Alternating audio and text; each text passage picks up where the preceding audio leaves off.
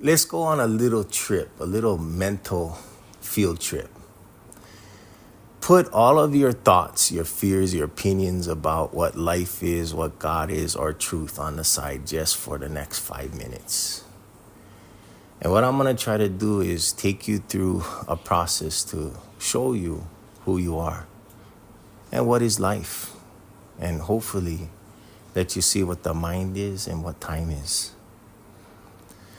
So there's an old way of looking at us past what we might believe is basically ancient writing says that you are light. And light is traveling through time. And your orientation of time right now is your mind. However, you are timeless. And you experience this only in the now. But when you're in your head, you are time itself, and you'll find that your mind is constantly in the past, and you might be depressed, or in the future, and you might be anxious. But if you're light traveling through time, just focus on that for a second. So, Nikola Tesla knew of the principles of this world, the universe, as well as the Vedantic principles that you are light. So much that Nikola Tesla was doing experiments at the time and people thought he was crazy. However, he had a greater knowing and he was able to do these crazy experiments, and he said a lot of things that was beyond our understanding at the time. However, today, people are using his technology. If you don't know the Nikola Tesla coil, that is still used prominently in our dams in a lot of different places, and it's a great conductor of electricity.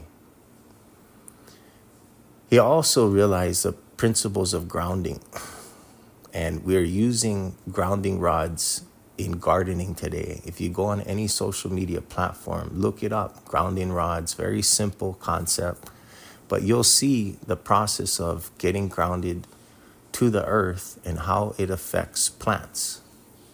Now, Nikola Tesla knew there was no difference between a plant and you. If a plant dies, you will die too. If a plant lives, you will live too. That life itself is all around us. There's life in the ground, life in animals, in plants. And if you get tapped into this and you do a grounding rod, you can grow your vegetables 2-3 times bigger.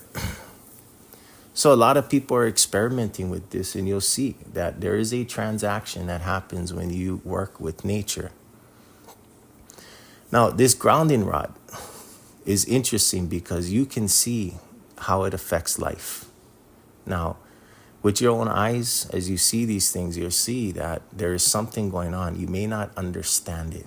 However, you do see the growth. You see the before and after effect. Our minds can't figure this out, but this is because of electricity. And once again, you are light, traveling through time. Now, if light tries to get grounded and pinpoints the now, and you work on meditation, you work on whatever techniques you need to in order for you to get grounded in the now, you're going to find that it helps you orient and start seeing what you believe of the now. And as you get grounded, you are light itself, and you're going to find that light can illuminate. You can see greater, even though our belief blocks us from this process. If we desire to see things greater, if we desire to look inward, if you start looking inward, you go on a process, self-inquiry, meditation, work on that grounding stick, that you're going to find that you are light itself that illuminates. And anytime that you are in your mind and you're concentrating on something, anything in space that has concentrated energy will create a black hole. Now that is gravity itself, and that is kind of the pulling aspect. And I would say, because we're light, I can translate now love and repulsion as magnetism. We've got books on magnetism. We kind of get this magnetic pull. But I don't think we quite know that is us. We may think it's other people. But the truth is, what's going on inside of you, you're going to find that you will repel things or you will attract it, whether you want it or not. And this constant state of repelling and attracting really is a reflection of if we're grounded or not. If we're grounded or not, you're going to find that there is less action in you. Your mind starts settling. It's not jumping around, expending energy, wanting this or fearing that. When you start grounding yourself in the now and you realize this gravitational pull that you have in the now, and you realize that it's like gravity, get into the now and try to ground yourself with meditation and seek knowledge to illuminate that you see. What is it that you believe? And what is it that your eyes see? And if you discern long enough, you may see the error in your thinking. Our minds is stuck in time. And our orientation right now is your age minus 7 years.